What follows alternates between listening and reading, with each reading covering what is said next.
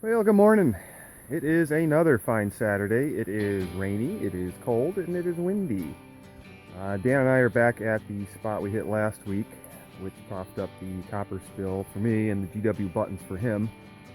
This is going to be our third trip here, just because it was coughing up goods the last two tries, so we keep coming back to it till it stops or we get bored. Hopefully we don't get rained out. I don't think it's supposed to rain a lot today, but coming down periodically. My first rain hunt too. So sit tight and let's see if we get anything out of the ground. All right, first target of the day. Been meandering around here about a half an hour. I don't think much has been gotten. Dan, I think, said he got an iron buckle and some other good little doodads. This is my first tone of the day. Nothing special, kind of jumpy, but I think it's a button hiding down in there. I saw a little flash of it, so I'll poke around. Yeah, there it is. Oop, out of camera. I think that's a pewter button. It's a big one if it is. The edges look real crumbly on it. Yeah. Yeah, I see flakiness, but boy, that's really big for a letter of pewter button, so that tells me it's got some age to it too. Alright, so the pewter button isn't anything that I'm going to mess around with out in the field. If you clean it, it dries out, it crumbles, it falls apart. That's what pewter does after it's been in the ground a long time. So I bring plastic baggies with me. This is what I was taught to do with pewter. Grab a little extra dirt out of the hole, throw it in a baggie, throw your find in there, zip it up, take it with you. This will hold for as long as the dirt is moist. It won't allow that pewter button to dry out. So this is a few days old, and I've been letting it sit around. To preserve this, after you've cleaned it, what you want to do is take some Elmer's glue, and you're going to put a little bit into whatever, a little tiny cup. You don't need much. Mix it with water, maybe 1 part Elmer's glue to 3 or 4 parts, until you got the consistency of like a 2% milk. So it's thin and milkier than obviously the glue. Do that up and set it aside, and then what we're going to do now is we're going to take that button out. We're going to wash it up, give it a little cleaning, and then we're going to dunk it into here. So let's get on with that. Alright, so I got that out of the bag, and you can see it's still plenty damp, and you saw in the video how crumbly this was around the edges. So all I'm going to do is just rinse it off real carefully. I don't know if it's going to want to flake. Obviously you got to keep an eye on this when you're doing this.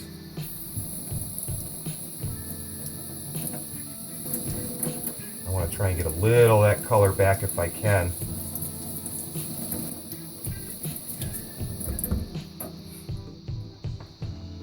I don't know if you can see, but obviously it's starting to get its color back. That's going to be a plain one. I don't see any detailing on it.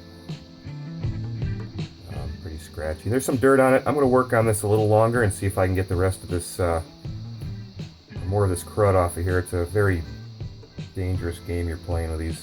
If I see it falling apart, I'll just stop and that'll be it. So let me work this through a little bit more and we'll take a look at it in a second here. Alright, and that's about as far as I think I'm going to go with this. I'm kind of cleaning it from an inside out because I don't really want to chip or flake any of these edges off and lose any of this button. I've been using this as well, a very gentle scrubber sponge to try and get some of that off there, and I'm not too worried about getting it super clean. So this is good. Next step is easy. All we're going to do is grab the Elmer's glue, and we're going to drop that in there for about a half an hour or so, just to let the glue soak in a little bit, and soak it a little longer if you want. So let that soak a half an hour, and we'll come back and take a look at it. Okay, so this has had its little time to soak, half an hour, 45 minutes, and it's going to time to dry. If I had the shank intact, I'd probably have a paper clip bent up, and I would just go ahead and suspend it, but I don't. So I'm going to have to lay it out. And what I did is I got a Q-tip laid across this little Tupperware, and I'm going to turn the button so that it is front side up. And I'm just going to prop it up against that Q-tip so there's as little touching anything as possible with that button. Since this stuff's pretty thin, what it's going to want to do is run downwards, obviously. So all I do is I take a little bit of a paper towel, and I don't wipe it, I just literally let it wick off of there. You'll have to do this a few times, and you may even, one point, you may want to just scooch the button over just to make sure there's nothing puddled over underneath it so it sticks. Let it dry an hour and a half, and if you like how it's sealed up, one's good. I usually dip them twice. Second time, you don't really have to dip it as long since it's had time to soak, maybe 20 minutes, or you can go the half hour. Same thing, let it dry, and after that it's good to go for storage. You can show your friends, you don't have to worry about the thing flaking apart. Nice. Easy trick, stuff only costs $1.99, you don't need anything special, and it works. Alright, back to digging.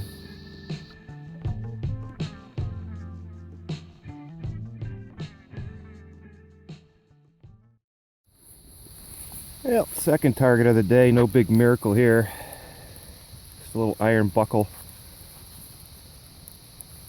I'm pretty close to the cellar hole still. It's right there. Got my little pewter button right there. Cellar hole's there. It's kind of meandering around where all these buttons and the other goodies were found by the cellar hole. Nothing super exciting yet. Stay tuned. Alright, rainy, drippy, drizzly day.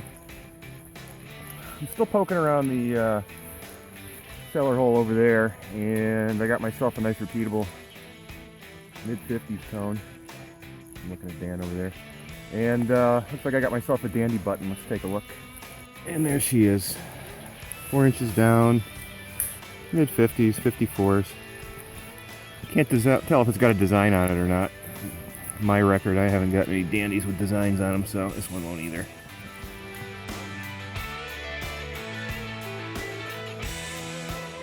And if you can see it, can you spot it? There's button number 3.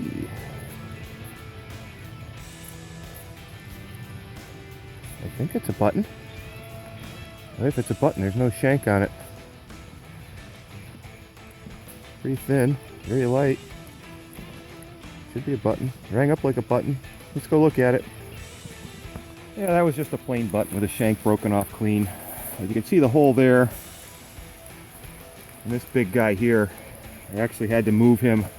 So, work around everything. I'm beating up this barberry filled area right now. And next to the rock, got me a horsey shoe. Not very big. And where Dan went, he's up in that area, working some flat areas, getting in between all those little stunted pines, and he's coming up with stuff. I think he's got a King George III that I watched him dig, and also a fatty Indian head, 62, 63. Not sure. Rain's letting up. I don't think it's going to be any nicer than this today, but as long as stuff keeps coming out of the ground, we're happy. Alright, it's still raining. And I did a little meandering around for about 45 minutes to get away from the cellar hole, and I didn't get a thing.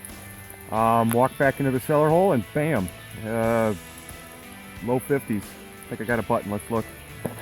And right about there.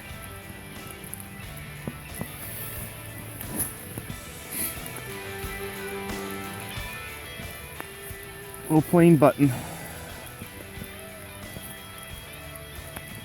Some kind of back mark on it. I can't tell what it is. Old shankless in Connecticut. Got some weight to it. That's probably why it was ringing up a little higher. Nice. Dan hasn't gotten all the buttons out of the site, so I'm going to keep working the cellar hole. He's reappeared. I was wondering where he wandered off to. I don't know what that is. Another piece of it down here.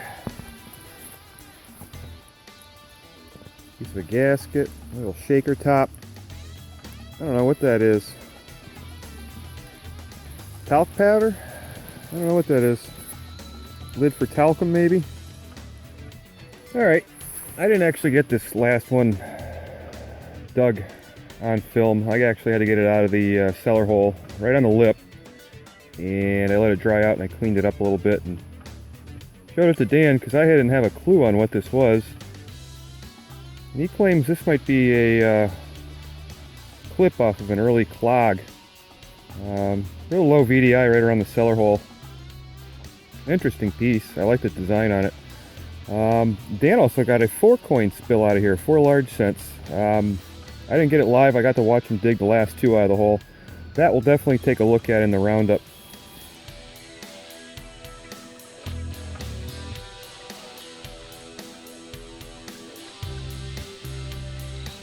All right, we have moved on. The site we've been to 3 times coughed up its final goodies, and we decided to meander on. Dan got that King George III off the bat. 4 copper spill. Unbelievable. I got to see 2 of them come out of the ground. I missed the first 2. We'll take a look at those in the roundup. And right as we were leaving, he got another large cent. So 5 large cents and a King George III for Dan, along with a couple good buttons. We moved back. This is that cabin site that Dan got the Connecticut copper from a couple weeks ago. It's on the way back, so we thought we'd hit this up for a couple minutes. So hidden in that mess, right there, all the vines and everything else, is that little cabin site that Dan found. And I've only been poking around about 5 minutes through a lot of iron, but that's a pretty button with some gilt on it. That's real nice. That's gonna get some gilt out of that for sure. I think that side's plain. I'll hit it with a flashlight. If it's anything else other than a plain button, I'll get back and put something up, but that's pretty. That's some arrows and some gilt and whatnot on the back of that.